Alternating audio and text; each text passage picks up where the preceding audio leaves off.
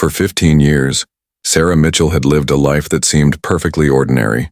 To her neighbors in the quiet Virginia suburb, she was the mom who brought brownies to PTA meetings, cheered at soccer games, and organized block parties every summer. Parents saw her as reliable, calm, and maybe just a little too modest for someone who clearly had her act together. What most of them never realized was that she had once worn a flight suit, strapped into some of the world's most advanced jets and soared higher than any of them could imagine. The truth of who she had been lived in her attic. Tucked away in a weathered cardboard box beneath Christmas ornaments and old photo albums, sat her Air Force jacket, still bearing the patches of squadrons she once called family. Next to it, wrapped in a small velvet case, were her silver pilot wings, once pinned proudly to her chest during ceremonies where commanders called her fearless, formidable, and unshakable under fire. Those wings hadn't seen daylight in years. Dust coated the case as if sealing away a version of Sarah's life she no longer allowed herself to revisit. She hadn't meant to abandon flying so suddenly. Her final mission as a pilot had ended, in triumph. But when she learned she was pregnant with her daughter, priorities shifted overnight. She promised herself she would return someday after the baby grew older, after the chaos of diapers and school schedules settled. But one year slipped into another, then another. Before long, the cockpit she once considered home felt like a distant dream, and the thought of stepping back seemed impossible. At night, when the house was quiet and the suburban streets outside lay dark, Sarah sometimes let her mind wander back to the skies. She remembered the feeling of the afterburners roaring behind her, pressing her into her seat as she launched off the runway. She remembered the adrenaline of cutting through storm clouds, the horizon tilting as her jet carved through maneuvers with perfect precision. She remembered the freedom, the kind only a pilot could understand when the earth looked small below and the sky stretched endlessly ahead. Those memories came to her in flashes like fragments of another life. They made her heart ache not with regret exactly, but with a longing she buried deep to protect herself. She had chosen her daughter, chosen stability, chosen the ordinary life she now lived. She told herself it was enough. It had to be enough. Still, there were moments when Sarah caught herself glancing at the sky a little too long. When a jet streaked overhead on training runs, she felt a tug inside, as if a part of her still belonged up there. She never spoke of it, never admitted it aloud, but some quiet part of her heart still beat to the rhythm of engines and airspeed. Her daughter, now a teenager, knew only bits of her mother's past. Sarah had shared stories cautiously, framing them as anecdotes rather than confessions, of a life she desperately missed. To her daughter, Mom was someone who packed lunches, reminded her about homework, and insisted on curfews. The stories of dogfights and cross-country flights sounded almost fictional, like bedtime tales spun for entertainment. Sarah never revealed how much of her soul those stories carried. But the wings in the attic remained. They were a silent reminder of who Sarah Mitchell once was, and who she still could be, if fate ever forced her to remember. What she didn't know was that fate was already circling, waiting for the right moment. For 15 years, Sarah had succeeded in burying her wings under layers of suburban normalcy. Yet destiny has a way of uncovering what we try hardest to forget. Somewhere beyond the peaceful rooftops of her neighborhood, a crisis was brewing, one that would soon reach across time, across distance, and call her back to the skies she once commanded. And when that call came, Sarah would discover that her wings had never truly been buried at all. They had only been waiting. It was a Tuesday evening when the phone rang. Sarah almost didn't answer it. The number flashing across the screen looked official, too official, the kind that usually meant bad news or bureaucratic headaches. She was in the middle of cooking dinner, the smell of garlic and onions filling the kitchen, her daughter's music playing faintly from upstairs. For a second, she considered letting it go to voicemail, but something in her gut told her to pick up. "Colonel Mitchell?" the voice asked, sharp, but respectful. No one had called her that in years. Her heart skipped. "This is Sarah," she replied cautiously. The voice belonged to a man who introduced himself as Colonel Jameson. He wasted no time on small talk. There was a crisis, he said, one that had shaken the upper levels of the Air Force. A catastrophic software failure had forced the grounding of multiple F-35 fighter jets, the very aircraft considered the backbone of America's air dominance. Missions were delayed, readiness compromised. Engineers were scrambling to patch the problem, but solutions on paper weren't enough. They needed pilots, veterans with proven instincts, to test the systems under live, unpredictable conditions. Sarah listened in stunned silence, one hand clutching the counter for balance. "We've reviewed records and your name came up," Jameson continued. "Your history with emergency maneuvers, your ability to keep aircraft stable under chaotic conditions, it's unmatched. The truth is there aren't many pilots with that experience still active. We're reaching out because you may be the one person who can help." Sarah laughed nervously, trying to shake the absurdity of what she was hearing. "You must know I haven't flown in 15 years. I'm not the person you're looking for." Jameson's tone softened, but only slightly. "Ma'am, we know exactly how long it's been. But instinct doesn't disappear. We've had younger pilots attempt tests in simulators. They fail.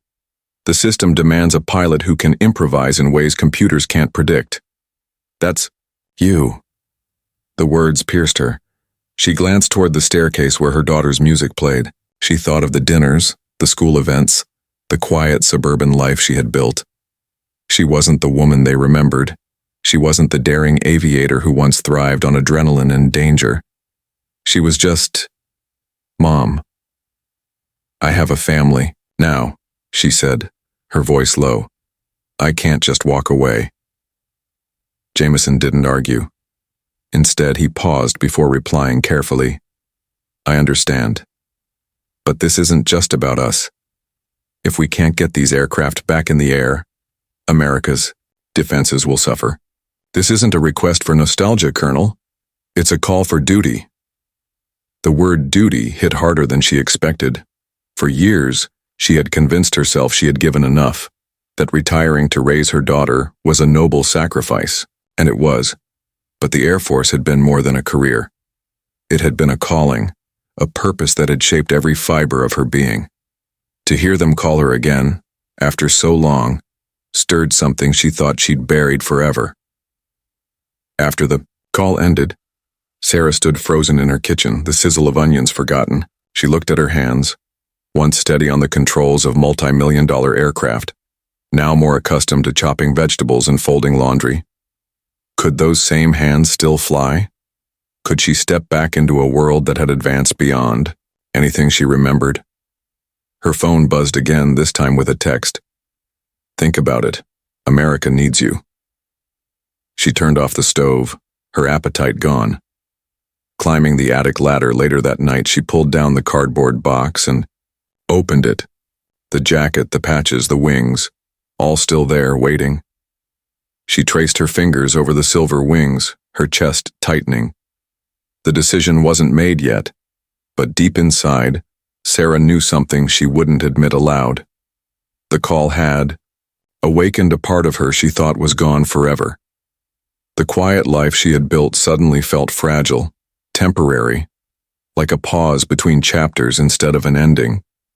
And somewhere out there, a broken fleet of jets waited for her answer. Sleep didn't come easily that night. Sarah lay awake, staring at the ceiling as moonlight filtered through the blinds. The words from Colonel Jameson's call echoed in her mind. "America needs you." It had been so long since anyone had said those words to her, so long since she had felt the weight of duty pressing against her chest. But alongside the thrill was fear.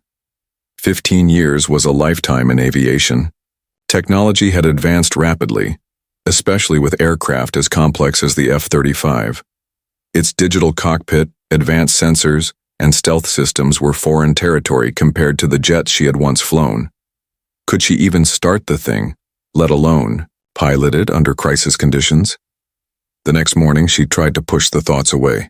She packed her daughter's lunch, dropped her at school, and forced herself into routine. But at the grocery store, while standing in line, Sarah found herself staring at a tabloid headline about F-35 failures threaten U.S. readiness. She grabbed the paper, her pulse quickening as she read. The crisis wasn't just military gossip, it was national news.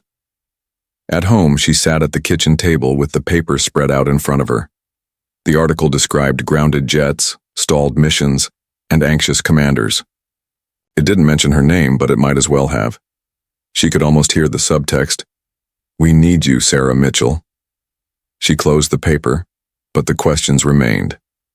What if she went back and failed? What if she embarrassed herself, exposed? How out of touch she had become.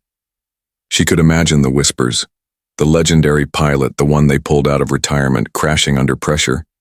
The Air Force might respect her history, but history wouldn't save her in the cockpit. That night, her daughter Emily noticed her unease. "You've been quiet," Emily said, flopping onto the couch beside her. Sarah forced a smile. "Just tired." But Emily wasn't convinced. She picked up the old jacket Sarah had left, draped over a chair. "This looks important, you never keep it out." Sarah froze. She had meant to tuck it away again, but she hadn't. She watched as her daughter traced a finger over the embroidered squadron patch.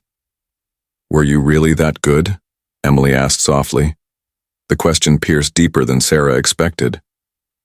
She opened her mouth, closed it again, then finally admitted, "I was. At least I used to be." Emily studied her, eyes wide with curiosity. "So, could you still do it? If you had to?" Sarah hesitated. "I don't know." It was the truth. She didn't know. The pilot who once thrived under fire felt like a ghost inside her. Buried, dusty, unreachable. But the idea that maybe, just maybe, that part of her still existed, lit something inside, small but persistent. Later that evening, she reached out to an old friend, Captain Mark Harris, a fellow pilot from her squadron days. His voice cracked with disbelief when he heard her. "Sarah Mitchell? After all these years? You're the last person I thought I'd hear from about flying again." "I got a call," she admitted. "They want me back, but I don't know if I can still do it." Mark chuckled. "You? If anyone can, it's you. We both know skill fades, but instinct never leaves." His voice turned serious. "Look, if they called you, it means they're desperate. And if they're desperate, it means you're the one they trust. Don't let fear be the thing that stops you." After the call, Sarah sat in silence. The weight of his words pressed heavy, but so did the fear. She climbed the attic ladder, again staring at the box. Her fingers brushed the wings inside, cool and sharp. Could she still earn the right to wear them? Could she return to a world that had moved on without her? She didn't have the answer yet. But one thing was certain. The choice was no longer abstract. The call had forced her to confront what she had tried so hard to bury. And deep down, Sarah knew she couldn't hide from the skies forever. The smell hit her first. The unmistakable mix of jet fuel, hot asphalt, and desert air. Sarah closed her eyes for a moment as she stepped off the transport shuttle and onto the sprawling runway of Edwards Air Force Base. Memories came flooding back, sharp and vivid. Late-night sorties, the thunder of engines at dawn, the adrenaline before takeoff. 15 years had passed, but the base looked almost the same, except now it seemed bigger, busier, more advanced. Younger pilots milled about, heads turning as whispers spread. She heard fragments as she walked. "That's Mitchell. Didn't think she'd come back. Legend." The word made her uneasy. Legends belonged to history books, not living, breathing mothers who packed school lunches. Still, their awe carried weight. To them, she wasn't Sarah the suburban mom. She was Colonel Mitchell, the pilot who once pulled off impossible maneuvers that instructors still referenced in training manuals. Their eyes followed her, some filled with respect, others with curiosity, as if wondering if the stories were exaggerated. Colonel Jameson was waiting near the hangar. He extended a hand, his face a mixture of relief and determination. "Glad you came." Sarah shook his hand firmly, hiding the tremor in her fingers. "I haven't agreed to anything yet."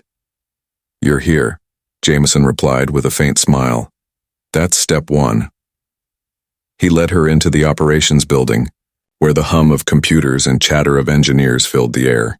Screens glowed with streams of data, simulations of flight paths and error codes flashing red. The room smelled of burnt coffee and tension. Sarah immediately recognized the atmosphere. This was a team running on adrenaline, fear, and urgency. A young engineer approached, barely in his 30s, eyes wide as if meeting a celebrity. "Ma'am, we've patched the primary software, but simulations can't predict pilot improvisation. We need someone who can think inside the chaos. The F-35 isn't like the jets you flew, but instinct is what matters now. We need you in the cockpit." Sarah glanced at the schematic on the screen. Lines of code scrolled endlessly, numbers flashing in patterns she barely understood. She felt her age in that moment, the gap between who she had been and the world she was re-entering. "It's been a long time," she admitted. "Maybe," Jameson said, stepping in. "But time doesn't erase talent. What these engineers can't simulate is the human factor. They need to see how a pilot like you reacts when everything goes wrong." He escorted her to the hangar doors, and when they opened, Sarah's breath caught. There it was. The F-35, sleek, angular, menacingly beautiful, its matte gray body absorbing the desert sun. It looked less like an aircraft and more like a predator coiled to strike. Her heart pounded as she studied it, equal parts awe and intimidation. The jets she had flown were powerful, yes, but this was something else entirely. Faster, stealthier, more advanced than anything she had ever touched. One of the younger pilots, helmet tucked under his arm, approached cautiously. "Ma'am, it's an honor. I read about your mission over Kandahar in training. The way you landed after losing hydraulics. No one else could have pulled that off." Sarah gave him a polite nod, though inside she wondered if he was wrong, if she had simply been lucky back then. Still, his words stirred something. She had faced impossible odds before. Jameson's voice broke her thoughts. "We'll run you through simulators first. Then, if you're ready, the real test flight." Her mouth went dry. "And if I'm not ready?" He studied her carefully. "Then we'll know we asked the wrong person, but I don't think we did." Sarah looked at the jet again, its nose pointed skyward as if daring her to climb back into the seat she'd abandoned. A tremor of excitement ran through her veins, quickly chased by doubt. She wasn't sure if she was ready, but one thing was undeniable. Standing here, smelling the jet fuel, hearing the engines roar in the distance, she felt alive in a way she hadn't in years. The wings she'd buried were stirring, and the sky was waiting. The morning of the test flight, the desert sky was painted gold by the rising sun. Sarah stood at the edge of the runway in her flight suit, helmet cradled under her arm. For the first time in 15 years, she felt the weight of gear pressing against her shoulders. Heavy but strangely comforting, like slipping into an old identity she thought she'd lost. The F-35 gleamed in the distance, its angular body shimmering in the heat waves. She had spent the previous day in simulators, reacquainting herself with modern systems. The results were uneven. Her instincts were sharp, but her reflexes rusty. Engineers had whispered nervously, but Jameson had insisted she was ready. Ready. The word gnawed at her. As she climbed into the cockpit, she ran her gloved fingers across the controls. Touchscreens replaced many of the switches she remembered. The helmet's display projected a digital horizon directly onto her visor. It was overwhelming, futuristic, almost alien. For a moment, fear threatened to paralyze her. But then she wrapped her hand around the throttle and muscle memory sparked. The years fell away. She wasn't a suburban mother anymore. She was Colonel Sarah Mitchell, pilot. "Control, this is Eagle 1, she said, her voice steadier than she felt. "Ready for takeoff." The engines roared to life, a deep thunder shaking her chest. With a surge of acceleration, the jet leapt down the runway and into the sky. The moment the wheels left the ground, Sarah felt the rush she had missed for so long. The world below shrank. The horizon spread wide, and adrenaline flooded her veins. Then the alarms began. Red lights flared across her display, accompanied by a chorus of shrill beeps. The engineers had programmed the flight with simulated failures, recreating the exact conditions that had grounded the fleet. The F-35 shuddered, its virtual systems clashing with reality. Eagle 1, we're seeing instability on your end, the control tower crackled. Confirm system failure simulation. Confirmed, Sarah replied, gripping the stick. She's fighting me. The jet tilted violently to the left. Instinctively, Sarah countered, her hands moving faster than her brain. Training took over. She adjusted trim, shifted power, and steadied the craft with micro-corrections that no simulator could replicate. Sweat prickled under her helmet as she wrestled the aircraft back into balance. From the ground, the engineers watched in silence, scribbling notes as her maneuvers revealed flaws in their code. Every second she stayed airborne meant new data, new hope. Another alarm screamed. Simulated hydraulic failure. The jet lurched, nose dipping dangerously. Sarah's breath caught, but her body moved without hesitation. She remembered Kandahar, remembered bringing a crippled jet home against all odds. She pulled the F-35 back into level flight, improvising with techniques the computer never predicted. Stabilized, she reported, her voice calm though her pulse raced. In the control tower, applause broke out, quickly hushed by Jameson. "Stay focused," he muttered, though pride shone in his eyes. For nearly 2 hours, Sarah endured wave after wave of malfunctions. The F-35 screamed and bucked, but she matched it move for move, proving that instinct mattered just as much as software. When the final simulated system crash hit, she guided the jet into a controlled descent and aimed for the runway. The landing was rough. The wheels screeched, the jet skidded, but she kept it steady, rolling to a stop in a cloud of smoke and dust. Silence filled her headset. Then, the control room erupted in cheers. Sarah sat in the cockpit, chest heaving, sweat dripping down her temple. For a moment, she didn't move. She had done it. She had stepped back into the fire, and she had survived. As the canopy lifted, the roar of applause hit her. Engineers, pilots, and commanders rushed forward. For the first time in years, she wasn't just Sarah the mother. She was Sarah Mitchell, pilot. And her wings had found their way back to the sky. When Sarah climbed down from the F-35, the base erupted in a wave of applause. Engineers who had doubted her now shouted her name. Young pilots, wide-eyed with admiration, rushed forward like cadets meeting their hero. Even hardened commanders clapped, nodding at her with the kind of respect only earned in combat. She tried to wave them off, embarrassed by the attention, but their enthusiasm was contagious. For years she had lived quietly, invisible in suburban routines. Now here she was in the center of a roaring hangar, her legend alive again. "You are incredible," one of the engineers said breathlessly, holding a tablet filled with scrolling data. "Every maneuver you made gave us insights we never would have caught in simulations. You've just helped us fix 3 critical system flaws." Sarah smiled faintly, though her hands still trembled from the flight. "I was just trying to keep her in the air." Another pilot, no older than 25, stepped forward. "Ma'am, I studied your Kandahar landing in training.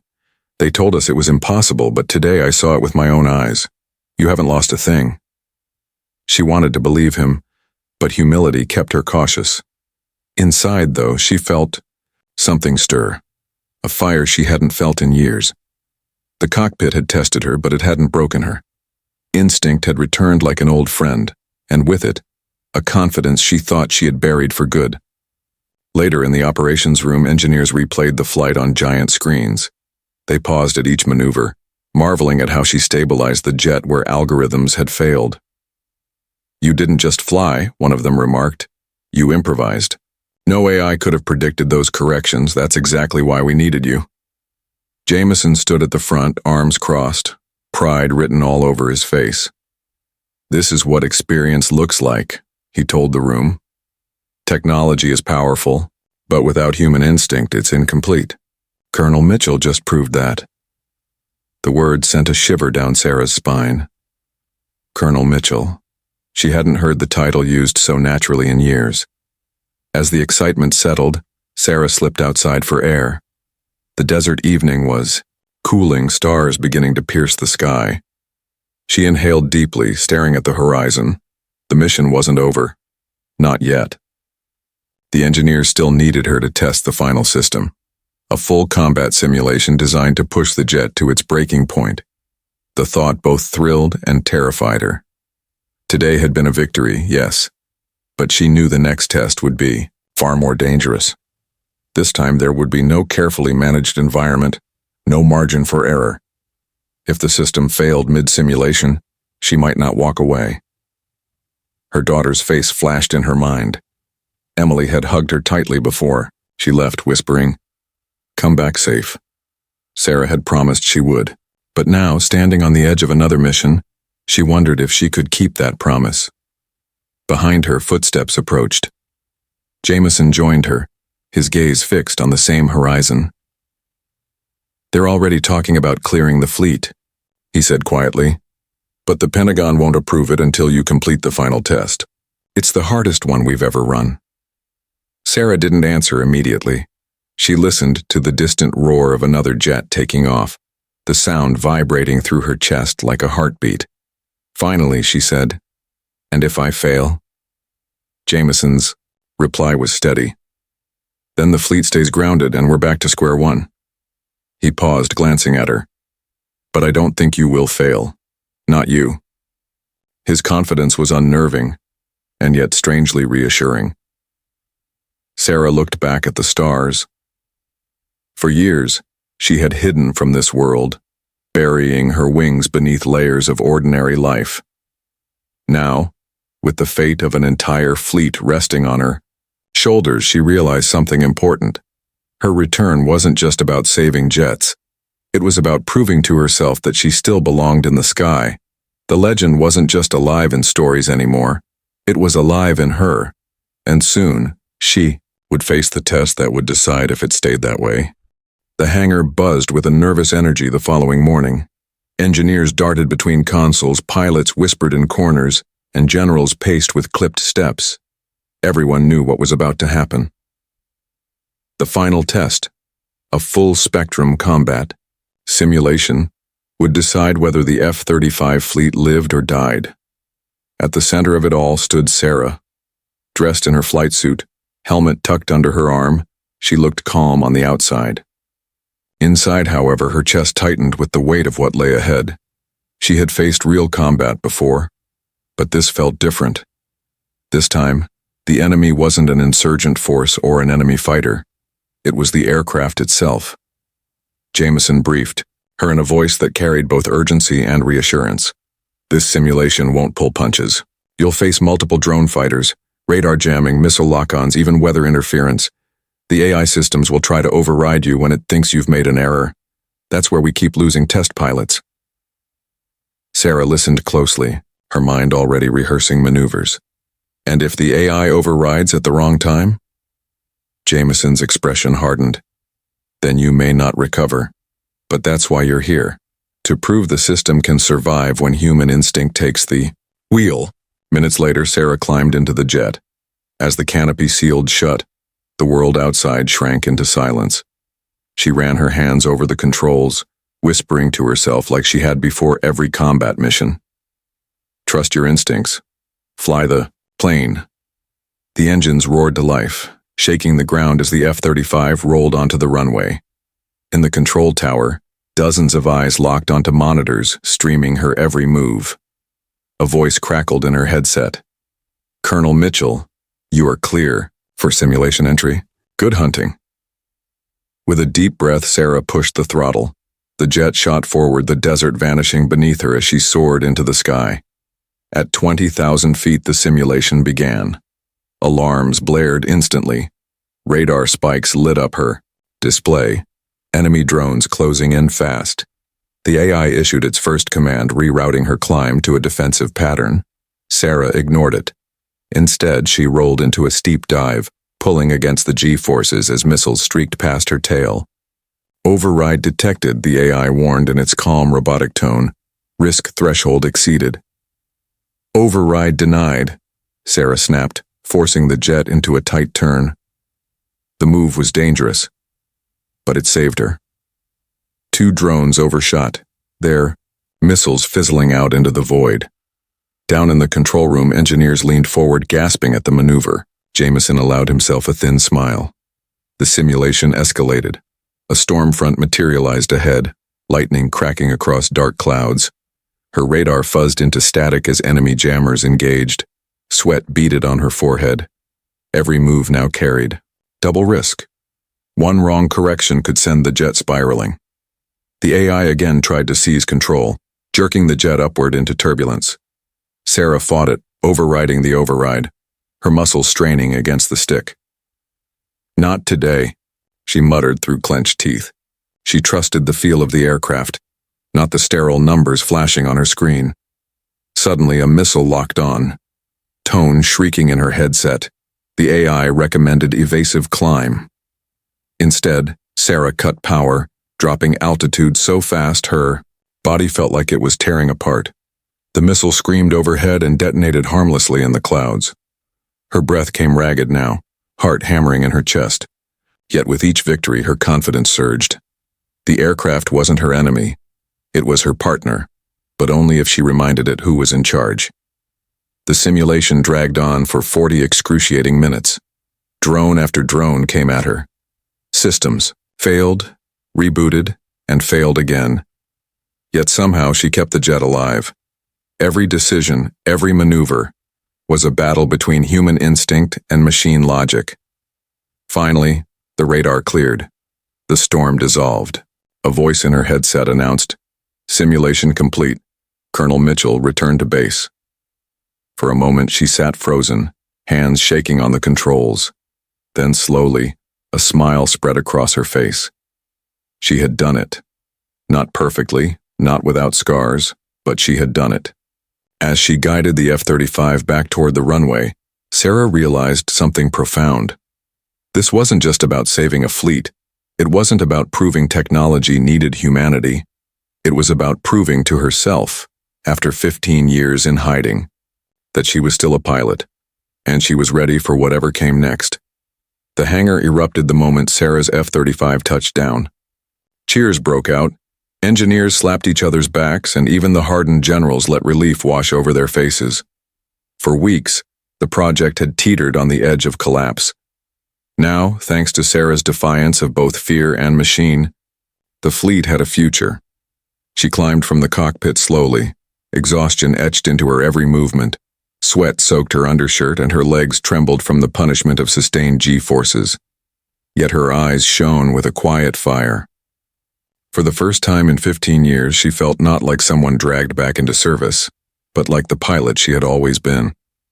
Jameson met her at the bottom of the ladder, his usual stoic face cracking into a grin. "You did it, Colonel. Not just the mission. You proved what none of us could, that instinct still matters." Sarah gave a small laugh, shaking her head. "The AI fought me every step. But in the end, flying isn't about algorithms. It's about trust. You trust the jet, and it trusts you. That's something no machine can simulate." The generals soon gathered, their polished shoes echoing on the concrete. One extended his hand. "Mitchell, you've saved us from a billion-dollar disaster. The fleet lives because of you, but more than that, you've given us back faith in our pilots." She accepted the handshake, but humility softened her expression. "It wasn't just me. It was every pilot who ever trusted their gut when the manuals failed. I just reminded the system of that truth." The following days became a blur of debriefings, press conferences, and interviews. News outlets hailed her as a hero who had returned from the shadows to rescue America's most advanced fighter. Young cadets hung on her every word, wide-eyed as she spoke not of glory but of resilience. She told them the truth. Fear was natural, mistakes inevitable, but courage was choosing to climb back into the cockpit anyway. Still, when the spotlight dimmed, Sarah retreated to quiet reflection. One evening she visited the memorial wall at the base, rows of etched names honoring pilots who never returned. Her fingers traced the letters of friends long gone. "We keep flying for you," she whispered. "We always will." Jameson found her there, standing silent against the twilight glow. "You know, he said softly. The program wants you permanently. Training, testing, even leadership roles. You'd be shaping the future. Sarah smiled faintly, her gaze still fixed on the names. 15 years ago, I thought my future ended, but maybe it was just waiting for me to be ready. She accepted the offer, not because she craved rank or recognition, but because she knew her journey meant something larger. She would train a new generation not to be afraid of technology, but not to bow to it either. To understand that human instinct, sharpened by discipline and courage, remained irreplaceable. Months later, the transformation was undeniable. The fleet flew stronger than ever, its systems recalibrated to respect pilot judgment. A new curriculum bore her mark, teaching cadets to balance machine precision with human intuition. Across the Air Force, her story became legend, the woman who buried her wings for 15 years, only to return when her country needed her most. And yet, in private moments, Sarah held on to something simpler. Each time she stepped into the cockpit, she felt the same rush she had felt as a young lieutenant, the sky opening before her, limitless and alive. Flying wasn't just duty, it was freedom. It was who she was. On her final flight of the year, as the sun dipped low and the horizon burned gold, Sarah let the jet soar higher than protocol allowed. She looked down at the world below, vast, fragile and worth protecting, then and whispered into the open sky, "I'm home."